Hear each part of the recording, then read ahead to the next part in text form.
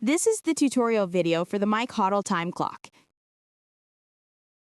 If you scroll down, you'll see a link here for the tutorial for this time clock, which is most likely how you got to this video. Now let's go over the layout. So here you can see the time display. This is the current time, and it should match the time on your device. This is the task drop-down menu. Here you will be able to add and remove tasks to your task list. So when you get ready to drop this menu down, there's a list of tasks that appear, and you can select to punch into to track your time. Here's where you would punch in. This will allow you to punch in if you have a task selected, and it will also let you punch out after you've punched into a task. Here is the break button. This is the button you press when you want to take a break, and you can log how long you're on break, and then you'll press that same button to end the break. This is the status. It shows we're currently punched out. Here's the selected task. Whenever you select a task, it will be shown here. Now, if we scroll down, we have these three buttons. This layout may appear more vertical in the mobile app than it does on the desktop, but it will be the same buttons in the same order. First button is Export. This is the button you would use to export your data into a copied format to your clipboard on your device so that you could paste it into a notepad or a spreadsheet. Here is the Manual Entry button. This is where you would go to manually enter time punches that you may have missed or that you want to add to your time tracking. And this is the Reset All button. This will reset all the data that you have logged in your time punch log. It will clear all your time punches and give you a clean slate. And it is recommended to do a reset all at the beginning of every day when you get ready to start logging punches, because the data will stay in the time punch log until you reset it. If you want to leave all your punches in there for the whole week, you can do that as well. However, I prefer to do them daily because if your browser on your device automatically updates or something of that sort, it could possibly erase your local memory, and you would have to put all your information back in for that day if you didn't already export. And down here is the time punch log. This is collapsible and expandable as well.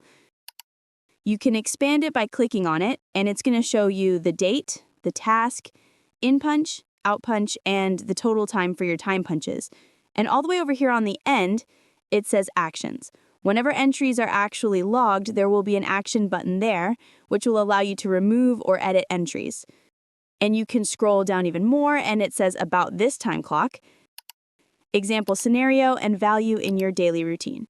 Take time to read those to understand more about this time clock, how to use it, and the benefits you can get from using this time clock.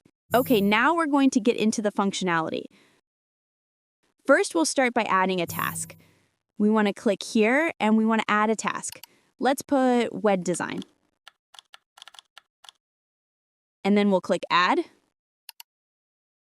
And there it is. And if we made a mistake or we no longer want this entry, we just click here and delete it. We'll leave this one for this example and just close this out.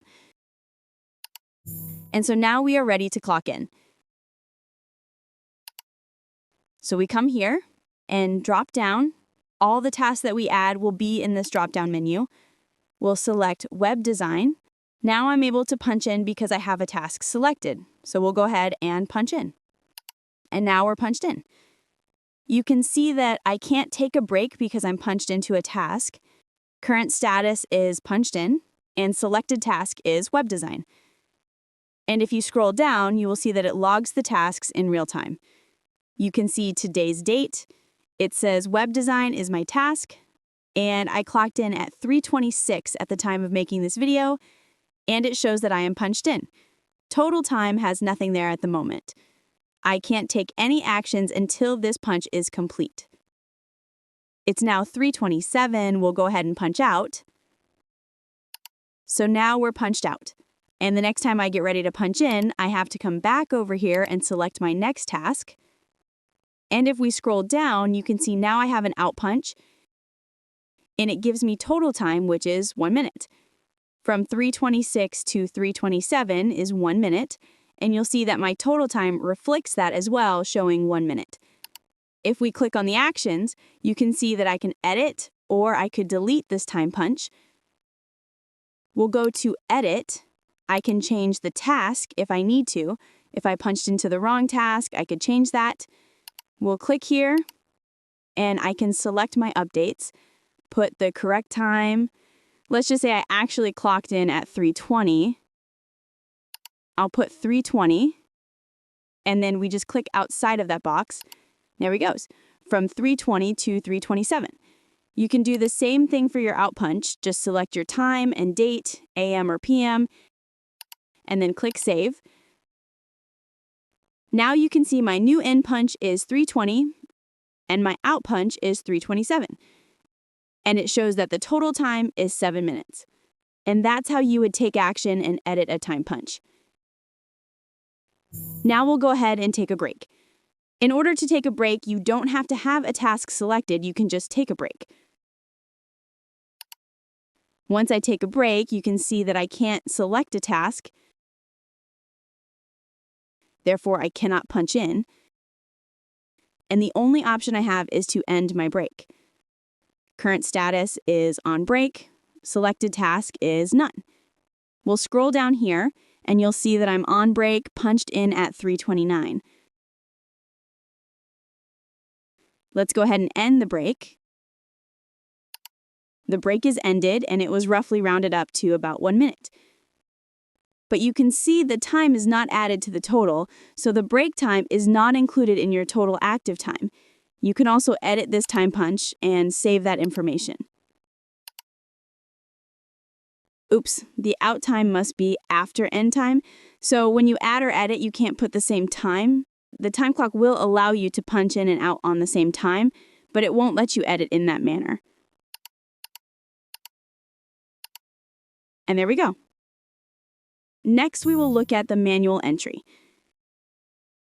You click on manual entry. It's pretty much the same as editing a punch in your time punch log. Let's choose our task, web design. Click on the calendar, pick a date and a time. We'll say 3:35. And we'll say that lasted until about 3:40. Now save that time punch. So yes, you can actually add time punches ahead of time. You see I put 3:40 p.m. as the clock out, and it's only 3:31 p.m. in real time. So you can plan ahead. If you're going to be away from your device, you can go and put your time in ahead of time if you like. You can see here that it added that 5 minutes to my total time. So the total time is now 12 minutes for this example. And that is how you would use manual entry. And as we stated before, the Reset All button will reset all of the data that you have in the time punch log. And it will not reset your task added in the task menu. We'll look at that at the very end. So now let's go over one of our last functions, which would be export. So the export button basically copies everything in the log to your device's clipboard. Since I'm on PC, it would copy that information to the clipboard on my PC so that I could paste it into another app. Now let's go ahead and look at that. I click the export button. I get a small confirmation check to appear on the button, meaning that the data was exported. Now I'm going to go to Notepad, and I'm going to paste this into Notepad and see how it looks. If you want to dump all your data into Notepad, you can do that. I don't prefer to do that because it doesn't look very organized, which is why I would prefer using a spreadsheet. So let's see how that looks.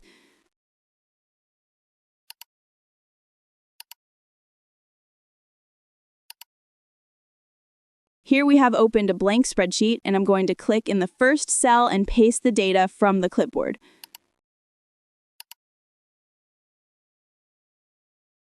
We can make some adjustments so that everything shows. There we go. That looks good. Okay, so now you can see I have individual columns with the date, the task, in punch, out punch, and the total time for my time punches. And you don't need to put in any formulas to calculate the total time because it's already been calculated in the Time Clock app. So you just take this data and continue adding it. Let's just say the next day I have some punches. I come back to my spreadsheet and I paste it again. And as I keep going down, I usually skip one line, go down to the next one, right-click, and paste. So every time you export at the end of the day, you just come here, drop your time in, and if you're pretty good with spreadsheets, you can turn this into a table, you can make charts and graphs so that you can have a visual for your time. I'll make an example video on ways you can turn this into charts and graphs, but for the sake of this video, we're just looking at the export, cut and paste feature, export, copy and paste feature, and that's it. And you would save this spreadsheet and give it a name. And now that we've exported our data, we can use the Reset All button. We click Reset All, and it gives you a pop-up to ask, are you absolutely sure? This action cannot be undone. This will permanently delete all your time log data. When we click Continue, and now you can see all that data is deleted. That will give you a clean slate, and you can start tracking your time once again. And if we look at the task drop-down menu, we can see our tasks are still here. This concludes the tutorial on how to use the Mike HODL Time Clock.